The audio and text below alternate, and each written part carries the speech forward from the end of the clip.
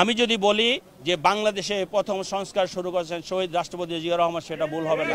আজকে যদি এই 30 লক্ষ হাজার কোটি টাকা বাংলাদেশে পাচার না হতো, তাহলে বাংলাদেশ আজকে সিঙ্গাপুরের মতোই হতো। একদলীয় শাসন ব্যবস্থা থেকে বহুদলীয় গণতন্ত্র প্রবর্তন করেছে আমাদের পার্টির, আমাদের আদর্শিক পিতা শহীদ রাষ্ট্রপতি জিয়াউর রহমান শুধু। এবং তিনি একাধারে বাংলাদেশে মহান স্বাধীনতা যেমন ঘোষণা দিয়েছেন, তিনি সশরীরে যুদ্ধ করেছেন।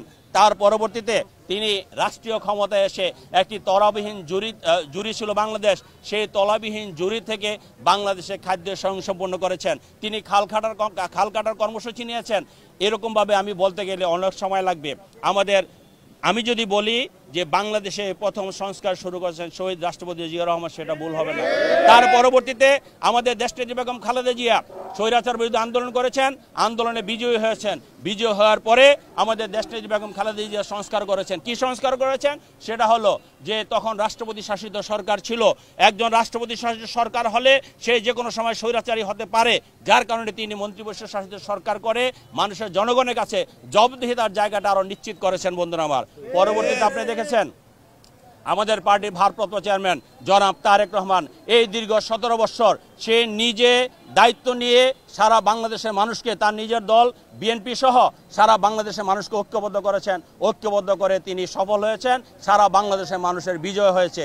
আমরা সেই বিজয়ের পরে আমরা বারবার বলে যাচ্ছি একটি যতটুকু সংস্কার দরকার, সেই সংস্কার করে একটি সুন্দর সুষ্ঠু নির্বাচন করার জন্য অন্তর্বর্তীকালীন সরকার একটি নির্বাচনের ব্যবস্থা করবে ইনশাল্লাহ।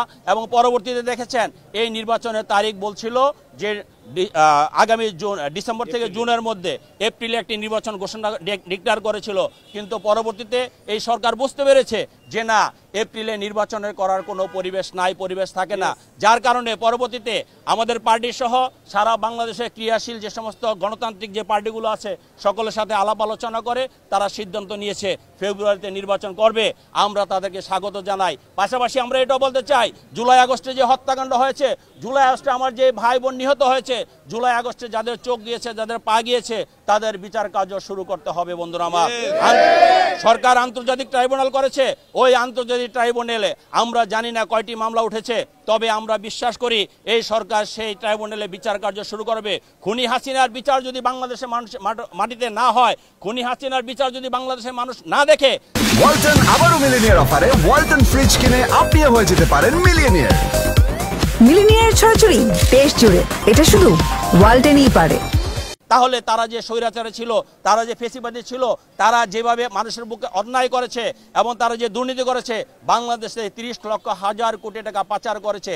আজকে যদি এই 30 লক্ষ হাজার কোটি টাকা বাংলাদেশে পাচার না হতো, তাহলে বাংলাদেশ আজকে সিঙ্গাপুরের মতোই হতো। বাংলাদেশ টাকার ভিতরে বাঁচত।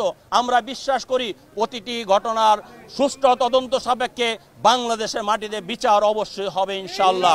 পাশাপাশি আমি বিশ্বাস করি আমরা যে 31 দফা নিয়ে কাজ করছি, এই 31 দফা হলো বিএনপিকে আপনারা কেন ভোট দিবেন, বিএনপি রাষ্ট্রীয় ক্ষমতা আসলে কি করবে, সেই আমরা বলতেছি না কেউ ঘুমে থেকে বিএনপিকে ভোট দেখ। আমরা বলতে চাই পার্টির সম্বন্ধে জানুক, পার্টির আদর্শ উদ্দেশ্য সম্বন্ধে জানুক। পার্টি ক্ষমতায় যদি জনগণের ভোটে যায়, পার্টি কি করবে সেই ব্যাপারটা তাদের জানা দরকার। যার কারণে আমরা এই 31 দফা সারা ঘরে ঘরে পৌঁছিয়ে দিচ্ছি। জনগণ যখন ভোট দিতে যাবে, তারা যখন বুঝে শুনে তার পছন্দ মতো প্রার্থীকে ভোট দিতে পারে। আমি সর্বশেষ বলতে চাই, দীর্ঘ 17 বছর আন্দোলন করেছি এই দেশের মানুষের অধিকার রক্ষার জন্য। দীর্ঘ 17 বছর আন্দোলন করেছি মানুষের ভোটাধিকার রক্ষা করার জন্য। যতদিন ভোটাধিকার মানুষের রক্ষা না হবে, যতদিন গণতান্ত্রিক প্রক্রিয়া হেফাজত না হবে, ততদিন বিএনপি সহ সারা বাংলাদেশের মানুষের আন্দোলন চলবে, আন্দোলন করবে ইনশাআল্লাহ। এবং তার নেতৃত্ব দিবে আমাদের পার্টির ভারপ্রাপ্ত চেয়ারম্যান জনাব তারেক রহমান। এবং আমি বিশ্বাস করি অচিরেই বাংলাদেশের মানুষ আমাদের তারেক রহমানের জন্য অধীর আগ্রহে তাকিয়ে আছে। অচিরেই বাংলাদেশে আমাদের পার্টির ভারপ্রাপ্ত চেয়ারম্যান জনাব তারেক রহমান ফিরে আসবেন এবং একটি সুন্দর বাংলাদেশ গড়ার জন্য এবং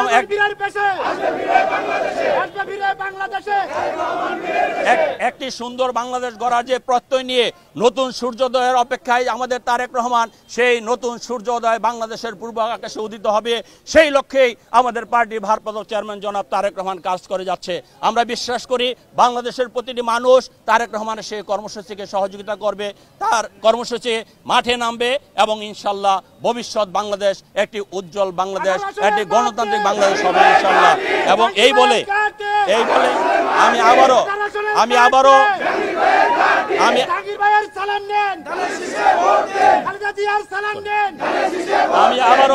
আবারও সহযোদ্ধাদের আমি আবারও আমাদের যে সমস্ত সহযোদ্ধারা এই কষ্ট করে আমাদের 31 দফা ঘরে ঘরে পৌঁছে দেওয়ার চেষ্টা করছেন আমি তাদেরকে আন্তরিক ধন্যবাদ জানাচ্ছি, অভিনন্দন জানাচ্ছি।